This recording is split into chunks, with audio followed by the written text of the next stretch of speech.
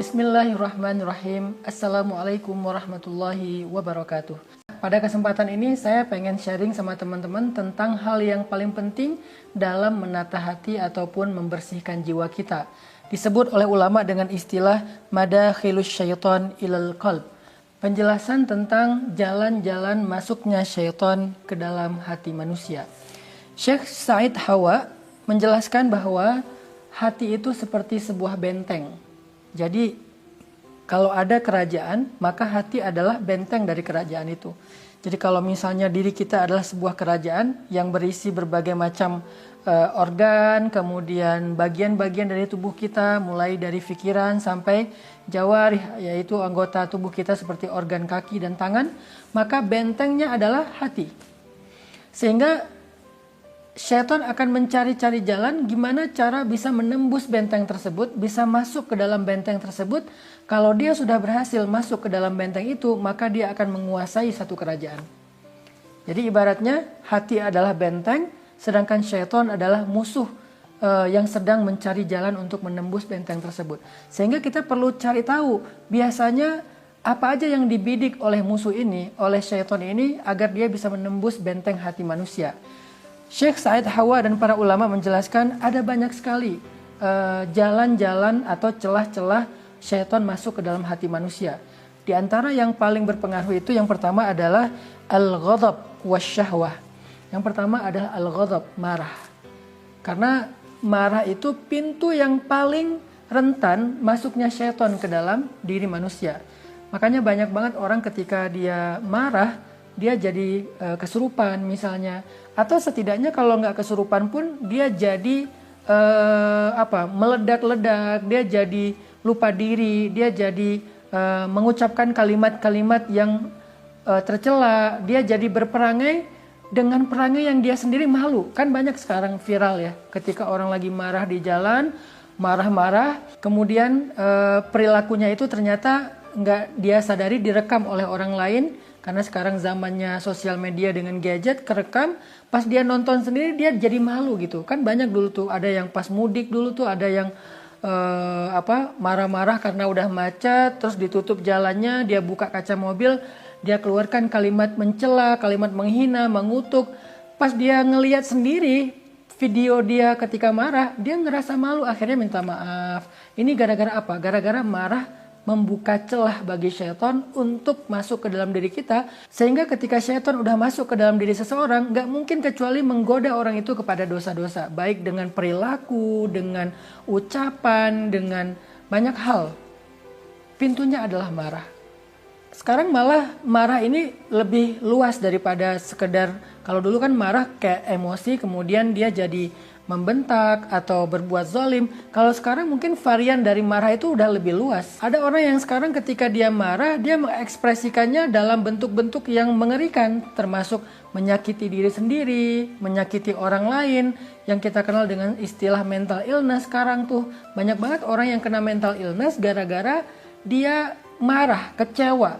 Bisa jadi dia kecewa dan marah terhadap takdir, dia marah kepada Allah, dia marah kepada pasangan, dia marah kepada kondisi, dia marah kepada tetangga. Akhirnya ekspresinya mengerikan gitu. Kalau nggak menyakiti dirinya sendiri, dia menyakiti orang lain. Ini nih dahsyatnya setan ketika udah masuk ke dalam tubuh manusia melalui pintu marah. Itu yang paling mengerikan di antara semua celah-celah setan masuk ke dalam diri manusia. Makanya Nabi mengatakan, ketika ditanya, ya Rasulullah beri saya nasihat, la taghdab, jangan marah.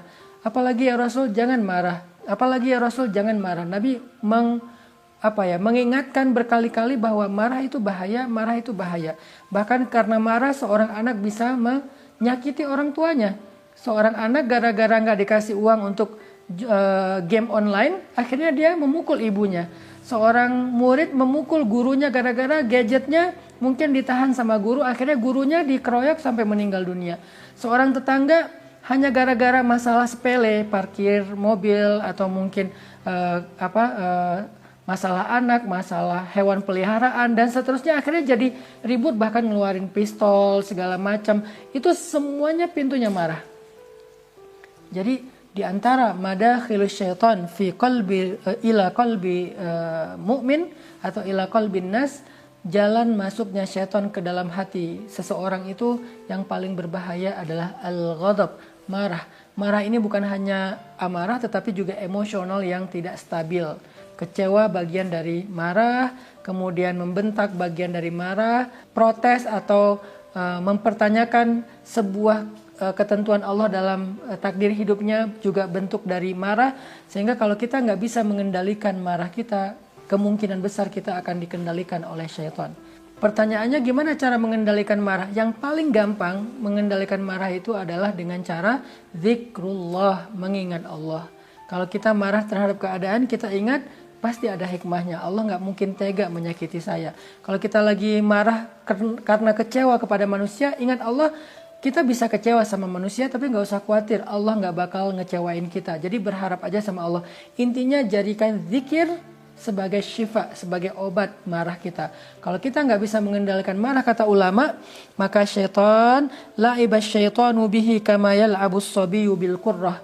Jadi syaitan akan mempermainkan kita seperti seorang anak kecil bermain-main dengan bola. Jadi kalau kita marah, setan masuk, maka syaitan akan mempermainkan kita, pikiran kita, perasaan kita, hati kita akan dipermainkan seperti anak kecil mempermainkan bola. Coba perhatikan gimana anak kecil main bola.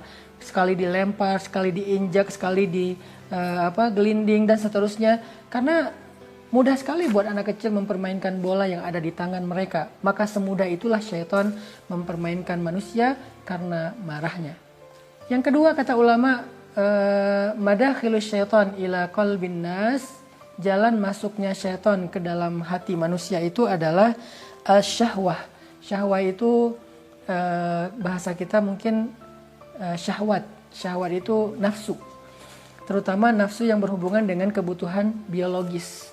Nah, itulah kenapa Islam mensyariatkan pernikahan, dan salah satu di antara tujuan pernikahan itu adalah supaya laki-laki menjadi tenang dengan kebutuhan biologisnya karena sudah bisa disalurkan secara halal dan berkah kepada istrinya yang sah. Itu salah satu tujuan dari pernikahan. Jadi kalau misalnya ada cewek bilang gini, lo mah nikah karena nafsu. Ya emang, nikah emang karena nafsu. Kalau nggak nafsu, maka pernikahan buat dia bukan sesuatu yang sangat membutuhkan.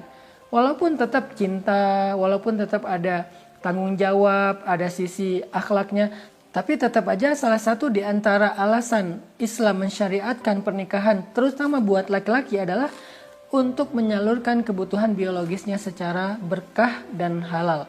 Karena kalau dia tidak menikah, maka dia akan menyalurkan kebutuhan biologisnya dengan cara yang haram dan hina.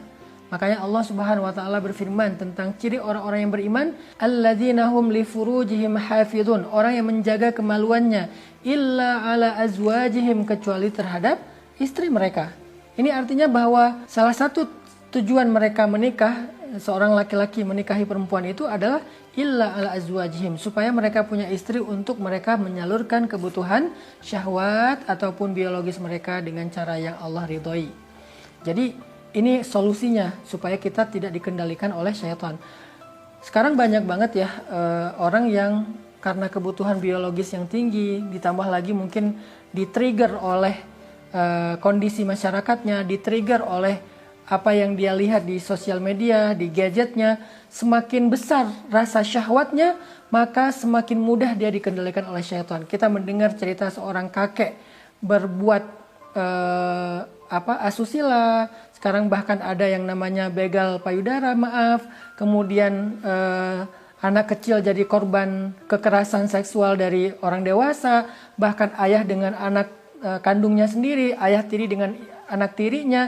Masih banyak lagi kejadian-kejadian yang luar biasa mengerikan dan memalukan, itu karena mereka tidak bisa mengendalikan kebutuhan biologis mereka atau syahwat mereka. Sehingga akhirnya mereka dikendalikan oleh syaitan, dan syaitan pasti menyuruh mereka kepada fahsya dan mungkar.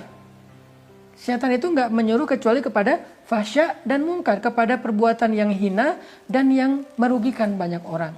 Fahsya itu perbuatan yang hina, sedangkan mungkar merugikan banyak orang. Belum lagi nanti yang viral kejadian muda-mudi pasangan anak muda, laki-laki dan perempuan, yang mereka melakukan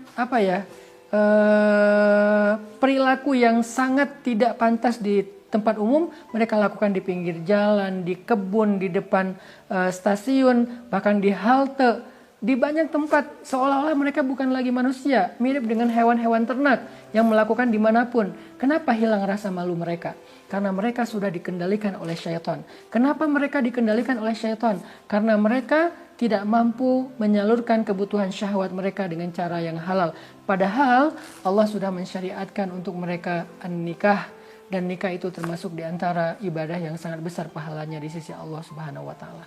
Jadi yang pertama, cara masuk setan ke dalam hati manusia itu lewat ghadab, lewat marah, dan yang kedua lewat asyahwah ataupun hawa nafsu.